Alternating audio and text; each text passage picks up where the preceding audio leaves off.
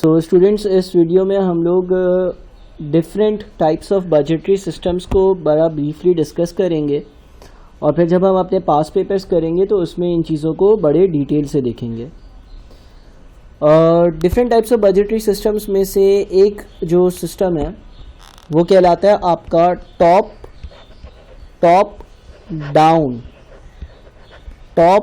Down budget. ठीक है, एक सिस्टम आपका कहलाता है टॉप डाउन बजट। अब टॉप डाउन बजट क्या है?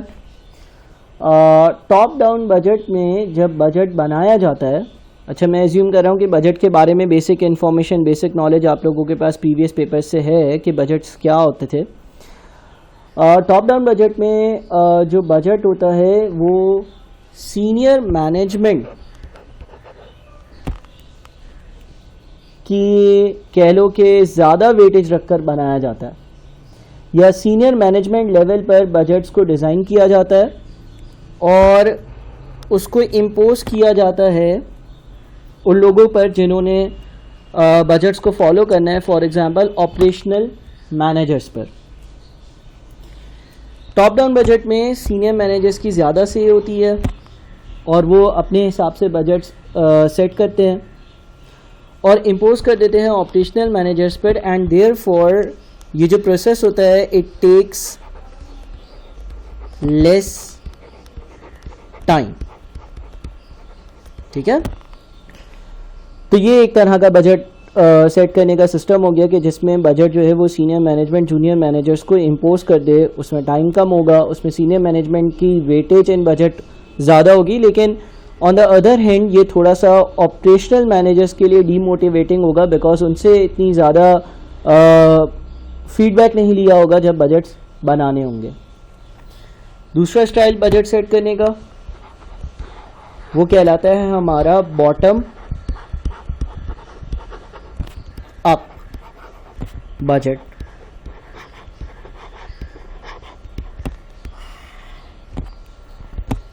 बॉटम अप बजट में क्या होता है? बॉटम अप बजट में जो बजट सेटिंग कह सकते हो कि बजट सेटिंग का जो एक आप कह लो कि एक टास्क है वो relatively lower level of management से स्टार्ट होता है। जो लोअर मैनेजमेंट है वो अपने ड्राफ्ट सबमिट करती है सीनियर मैनेजमेंट को, लोअर मैनेजमेंट की उसमें से होती है और फिर सीनियर मैनेजमेंट्स उन बजट्स को अप्रूव करते हैं। अगर हम इस टाइप के बजट की बात करें तो इसमें उन लोगों का ओपिनियन रिफ्लेक्ट हुआ होता है जिन्होंने ऑपरेशंस चलाने और उनकी अंडरस्टैंडिंग को इन्वॉल्व करते हुए ये बजट सेट किया जाता है। ठीक है, अच्छा इसका हैंड आउट भी मैं आप लोगों को प्रोवाइड करूंगा, लाइव क्लास में भी डिस्कस करूंगा। मैं सिर्फ ब्रीफली अभी इन स्टाइल्स ऑफ बजट्स और टाइप्स ऑफ बजट्स को डिस्कस करना चाह रहा हूं ताकि हम फिर पास पेपर्स की तरफ बढ़ जाएं। तीसरी चीज़ जो हमें बजटिंग के बारे में पता होनी चाहिए वो ये है कि एक बजट होता है वो कहलाता है इंक्रीमेंटल। ये एक बजटिंग का सिस्टम है वो कहलाता है इंक्रीमेंटल बजटिंग। अब ये इंक्रीमेंटल बजटिंग क्या है? बजट सेट करने का तरीका है। इंक्रीमेंटल बजटिंग में हम गुजरे हुए साल के जो एक्चुअल रिजल्ट्स होते हैं उसको अपनी बेस बनाते हैं और करंट ईयर का बजट बनाने के लिए उसमें कुछ एडजस्टमेंट्स अप्लाई करते हैं। फॉर एग्जांपल लेट्स से 2019 गुजर चुका और 2019 जो है ना उसका जो सेल्स रेवेन्यू था ना वो था 100।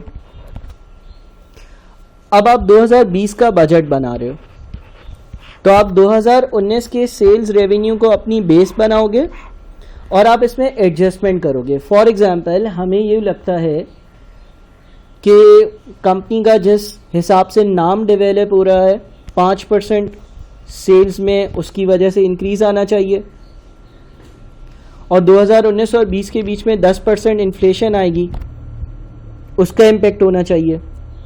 तो हम 100 को पहले 5% से इंक्रीज़ करेंगे, 105 पे ले जाएंगे बिकॉज हमें यूँ लगता है कि कंपनी का जो नाम है या जो ब्रांड है या जो हमारे एक वर्किंग के हिसाब से जो सेल्स में ग्रोथ होनी चाहिए वॉल्यूम की वो 5% होनी चाहिए। तो हमने 100 को 1.05 से मल्टीप्लाई किया और फर्दर उस 105 को 1.1 से मल्टीप्लाई करेंगे to reflect the inflation rate. तो इंक्रीमेंटल बजटिंग में क्या होता है कि हम जब इस साल का यानी कि 2020 का जब बजट बनाएंगे, उस बजट को बनाने के लिए बेस फिगर्स कौन से यूज़ करेंगे? पिछले साल वाले यानी कि 2019 वाले। ठीक है, 2019 वाले फिगर्स हम यूज़ कर और 2020 का बजट बनाएंगे। ये वाले फिगर्स यूज़ कर और 2020 की प्लानिंग करेंगे। अब इसमें सबसे बड़ा फ़ायदा क्या है भाई? ये क्विक है, इजी है, यानी कि आपने पिछले अमाउंट्स को उठाना है, उसी को मल्टीप्लाई डिवाइड कर एडजस्ट कर अगला बजट बना देना। लेकिन इसका एक डिसएडवांटेज ये है कि यार ये एक्चुअल रिजल्ट्स जो है ना, ये कोई एनॉमली होगी, यानी कि 2019 की सेल्स जो है वो किसी अब नॉर्मल बात की वजह से बहुत ज़्यादा या बहुत कम थी, तो वो चीज़ यहाँ पर भी इनकॉर्पोरेट हुई भी होगी। फॉर एग्जांपल 2019 में कोई ऐसी बीमारी आई थी जिसकी वजह से सेल्स बहुत कम थी, तो उसी को मैंने बेस बनाकर मल्टीप्लाई डिवाइड जब किया तो वो एक आप कह लो कि नॉर्मल लेवल वाली सेल्स नहीं थी, तो गलतियाँ हो सकती हैं। है क्विक एंड ईजी। अच्छा, ये उन कंपनीज़ के लिए ठीक है जो एक कह लो कि स्टेबल एनवायरनमेंट में ऑपरेट करती हैं, बिकॉज कुछ कंपनीज ऐसी होती हैं जो स्टेबल एनवायरनमेंट में ऑपरेट करती हैं और कुछ ऐसी होती हैं जो डायनेमिक एनवायरनमेंट में ऑपरेट करती हैं। फॉर एग्जांपल एक कंपनी है जो लेट्स से कोई जनरल स्टोर है, तो उसके लिए बजट सेट करने के लिए इंक्रीमेंटल बजटिंग टेक्निक फिर भी ठीक है, बिकॉज उसको मालूम है कि यार पॉपुलेशन इंक्रीज होगी तो ये फैक्टर आएगा, प्राइस इंक्रीज होगी तो ये फैक्टर आएगा, और मेरा जो जनरल स्टोर है उसमें इतने का इंक्रीज या डिक्रीज आएगा। लेकिन अगर एक कंपनी है जो टेक्नोलॉजी सेक्टर में ऑपरेट करती है, जो एक डायनेमिक एनवायरनमेंट में ऑपरेट करती है, जिसकी सेल्स या दूसरे खर्चे बजट बनाते वक्त जो जो चीज़ें हम बजट्स में लिखते हैं वो सिग्निफिकेंटली हर साल चेंज होते हैं, तो ये अप्रोच एक अच्छी अप्रोच नहीं होगी। ठीक है, पास पेपर्स करते वक्त इसको हम डिटेल में ज़रूर डिस्कस करेंगे। अभी हम सिर्फ सारी अप्रोचेस का एक आइडिया ले रहे हैं कि किस तरह के ये बजट्स होते हैं। उसके बाद अगली जो चीज़ है वो है ज़ीरो बेस्ड बजटिंग। ये इंक्रीमेंटल का बिल्कुल उल्टा। इंक्रीमेंटल में हम क्या करते थे? पिछले साल का सेल्स रेवेन्यू उठाया, उसको plus minus add subtract multiply divide कर इस साल का बजट बना लिया। जीरो बेस्ड बजटिंग ये कहता है कि आप जो बजट बनाओ वो एब्सोल्युटली स्क्रैच से बनाओ, पिछले साल जो हुआ था भूल जाओ, यानी कि हर साल का नया प्रॉपर बजट बनाओ और इसके कुछ स्टेप्स हैं वो फॉलो कर बजट बनाओ। ठीक है, यानी कि 2020 है तो वापस से वर्किंग करो कि इस साल क्या पॉपुलेशन होगी, कितने लोग होंगे, कितनी हमारी प्रोडक्ट बिकेगी, उसकी सेलिंग प्राइस क्या होगी, और फिर सेल्स रेवेन्यू कैलकुलेट करो, और फिर ये देखो कि मटेरियल कौन हमें सप्लाई करेगा, वो हमसे कितना चार्ज करेगा, और वो लेबर जो हम रखेंगे वो कितना चार्ज करेगा। बिल्कुल स्क्रैच से सारी चीज़ें करो।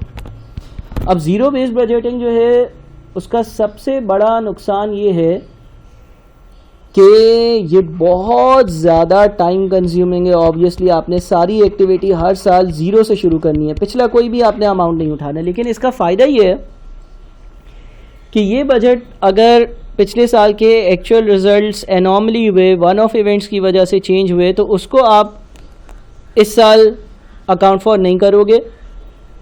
और ये उन बिजनेसेस के लिए बहुत अच्छा है जो डायनेमिक बिजनेसेस हैं, जिनका हर साल का हर हिसाब किताब बिल्कुल अलग होता है, बहुत सारी चीज़ें चेंज होती हैं, बहुत सारे फैक्टर्स की वजह से चेंजेस आए हुए होते हैं। ठीक है, तो उन बिजनेसेस के लिए बहुत ज़्यादा बेहतर है जो डायनेमिक बिजनेसेस हैं। और इसमें क्योंकि मुझे स्क्रैच से सारी चीज़ें स्टार्ट करनी होती है, तो फॉर एग्जांपल अगर बजट में कोई एक्सपेंस लिखा हुआ है कि इस साल XYZ एक्सपेंस होगा, तो उसका प्रॉपर अप्रूवल मेरे पास मौजूद होगा। ऐसा नहीं होगा कि मैं किसी को जस्टिफिकेशन दूँ बजट की, मैं बोल दूँ पिछले साल जो था उसको इंक्रीज़ किया तो इतना बन गया। नहीं, इस साल का जो एक्सपेंस है उसकी प्रॉपर अप्रूवल, एक्सपेंडिचर की जस्टिफिकेशंस मौजूद होंगी। ठीक है, उसके बाद एक और टाइप का जो बजट है, जो मैं बस ब्रीफली अभी तो बजट्स इंट्रोड्यूस कर रहा हूँ, और वो इतना कॉमन नहीं है, लेकिन हाँ अब मेरे ख्याल में आजकल की दुनिया में कुछ टाइम में ये कॉमन हो जाएगा, और वो है एक्टिविटी बेस्ड बजटिंग।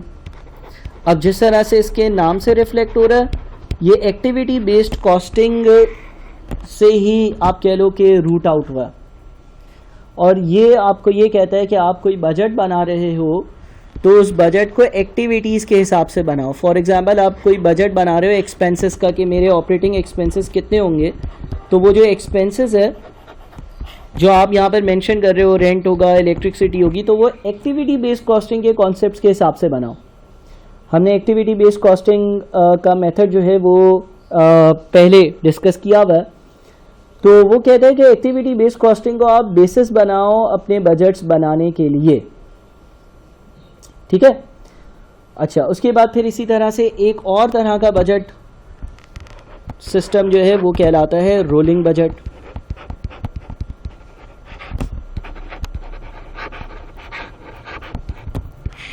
ठीक है, अब ये रोलिंग बजट क्या है?